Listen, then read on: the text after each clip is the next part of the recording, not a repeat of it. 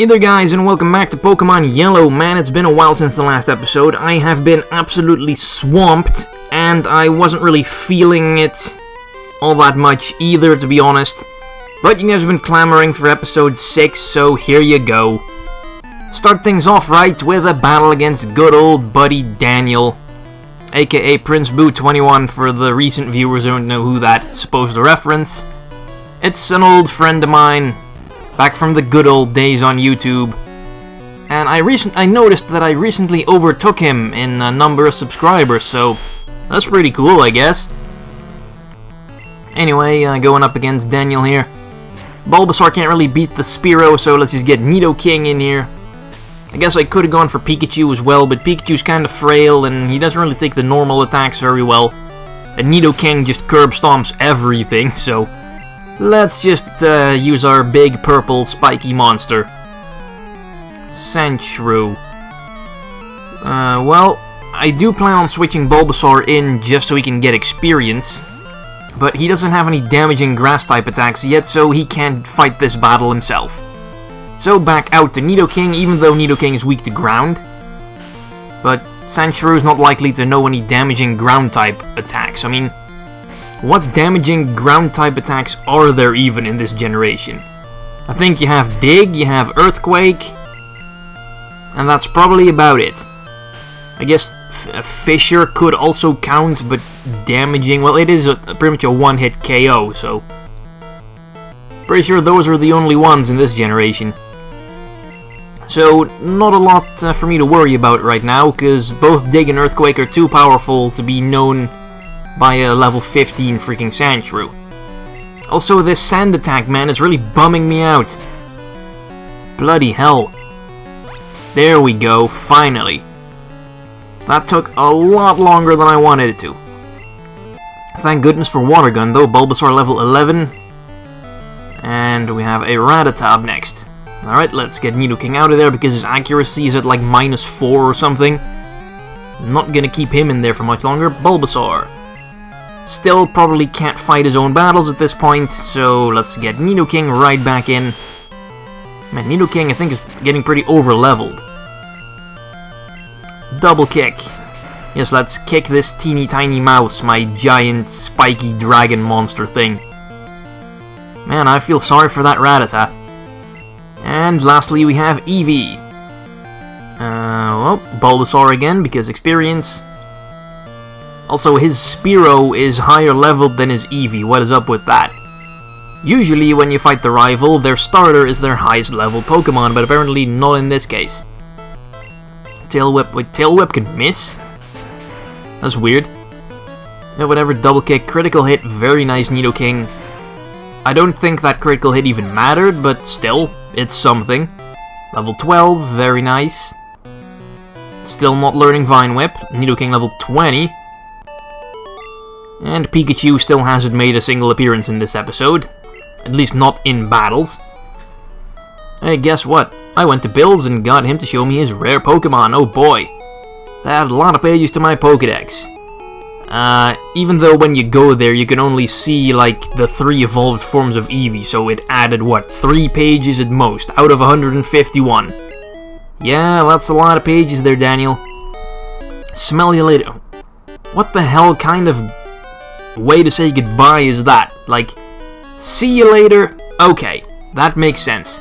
Smell you later, that's just weird. Like you go around smelling people, who does that? Okay, maybe, yeah, like you don't actively do that. I mean, sure, if you run into like a guy on the train or the bus or something who you can pretty much smell that he hasn't taken a shower in days. Now then you can't help but smell him, but you don't actively go around smelling people. That's just bad. Anyway, level 14 Caterpie. This thing should have been a Butterfree for ages already. But maybe this is something Bulbasaur can actually fight on his own. With a little bit of Leech Seed support. Yeah, this could take a while. Well, I think I'll be fine with the Leech Seed healing me, damaging him. Might take a little while, but we'll get there. In the end, barring any unforeseen critical hits. But Caterpie is not really much of a speed demon, so I don't think he's going to be scoring a lot of those anyway. Although, does String Shot come into account for that as well?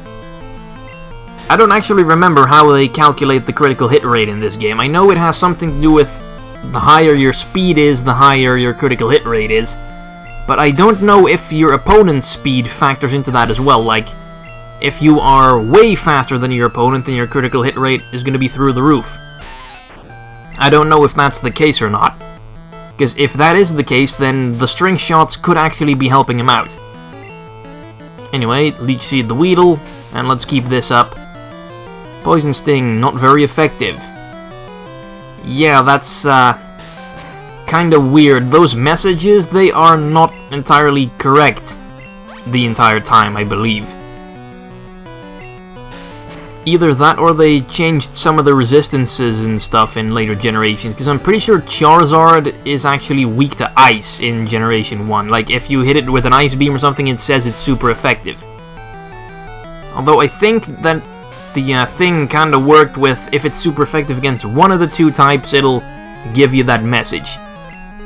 Because, for example, Poison Sting should not be not very effective on Bulbasaur. Bulbasaur is grass and poison. Poison resists poison. Grass is weak to poison, so it should be neutral, and yet it gives you the not very effective message for some reason. I'm thinking that that's because poison, like Bulbasaur's poison type resists poison, and for some reason that results in you getting that message. I think. I might be completely wrong, but either way, it still points out to Generation 1 being a pretty buggy mess overall. I mean, honestly, these games have not aged quite as well as I would have thought. Anyway, that quick attack pretty much wrecked Pikachu something fierce. Oh, come on, it's not even a one-hit KO. Oh, no, sand attack. Bloody hell. At least he didn't go for quick attack again. That's what I would have done. I mean, what other moves does a level 14 Pidgey have? Gust, maybe. I'm pretty sure quick attack is stronger than Gust. So, kind of a weird move to go for, but whatever. This is rather primitive Pokemon AI. Nidoran Female. Well, this could be a tough fight for Bulbasaur, but we'll see if he can pull through. Maybe. I guess maybe Growl would be worth it in the long run. Because I'm pretty sure I do have some potions, I can always just heal Bulbasaur right back up. I think. I haven't checked in the bag for a very... Actually, no, I think I was spamming at least one potion on Pikachu when I was getting Bulbasaur in the last episode. So, should be fine. Double kick. I resist that, so go right ahead and use that more. I mean, hell, Scratch did more damage than that. Alright. What is he at now? Like -3 or 4? We'll just keep going. Might as well. We've pretty much come to the point where he can no longer outdamage the Leech Seed, so that's good. -5, I think? Still doing as much as it did before. Okay, this should be -6. This should be the final one. Ah, damn it, now he's trying to use my tactics against me. And bloody hell, is it mere does Leech Seed do very little damage in the first generation? Like, I've been using Growl for a good 6 turns, and he's not even at half HP yet. Let's try Vine Whip. That's not much better. I mean, that was a critical hit, but... Vine Whip does make use of the special stat, so at least his Growls won't be lowering the damage. Is kind of the logic I'm going with. It also gets Stab. And yes, I know Nidoran Female resists it, but... it probably does more damage than Tackle at this stage. There we go. Bloody hell, that took forever. Level 14. Keep it up, Bulbasaur. Defeated Lass. How could I lose? Well, simple, my Pokemon were better. And I didn't even have to bust out Nidoking in that fight. Because honestly, Nidoking is just unfair at this point. All these noobs with their unevolved Pokemon, and here I am with my fully evolved monstrosity. I mean, sure, there are better fully evolved Pokemon than Nidoking, especially in the later generations, but in Generation 1, he's pretty alright. Oh crap, Hyper Fang. Did not think a level 14 Rattata would have Hyper Fang already. Let's get him out of there. I'm hoping Nidoking can take a couple of those. He's seen better days, but maybe... yeah, I can take at least 2 more of those. Not much more, though. Let's crush another rat into the ground and then scrape its bloody remains off of Nidoking's big purple foot.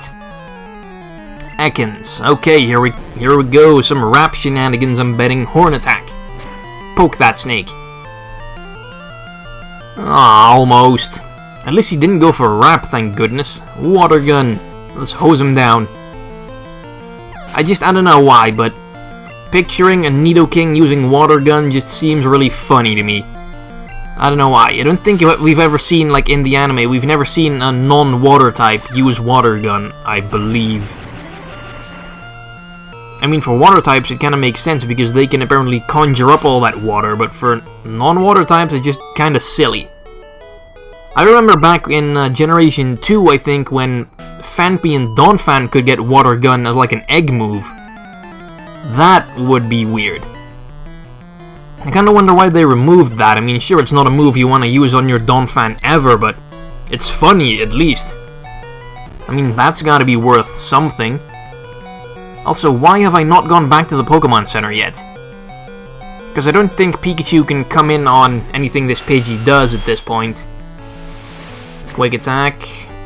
Yeah, he should be fine, as long as this is a one-hit KO.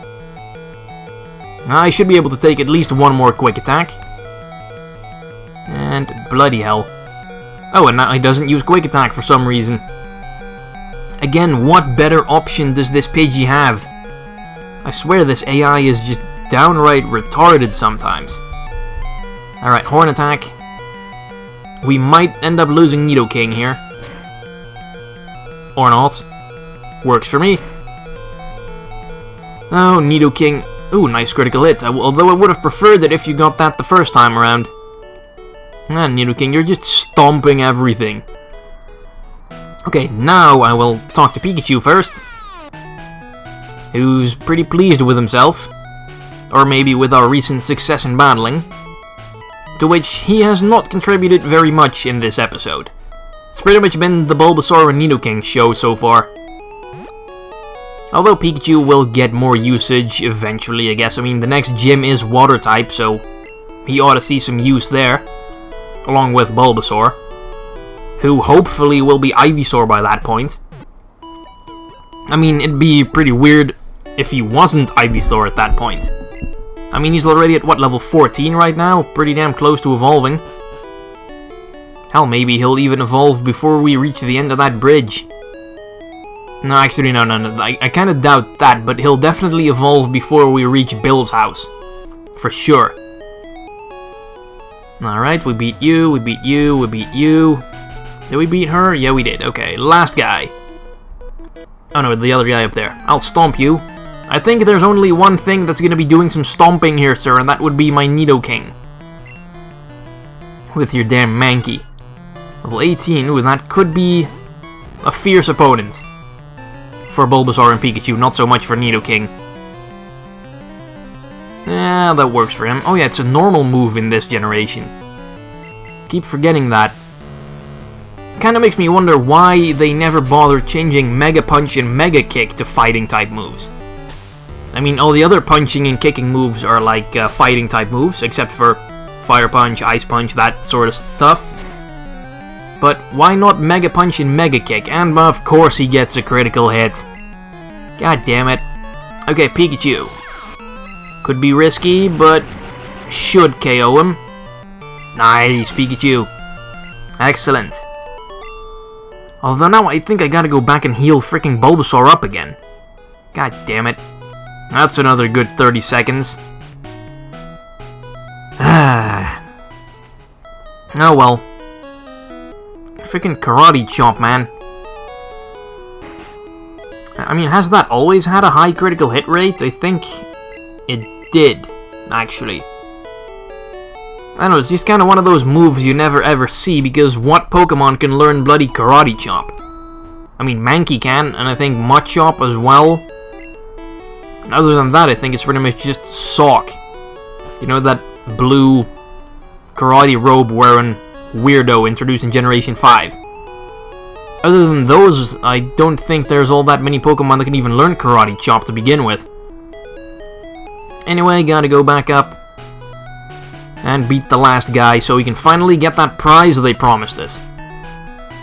You beat our 5 contest trainers, who were all ridiculously awful scrubs. And we get a Nugget for it.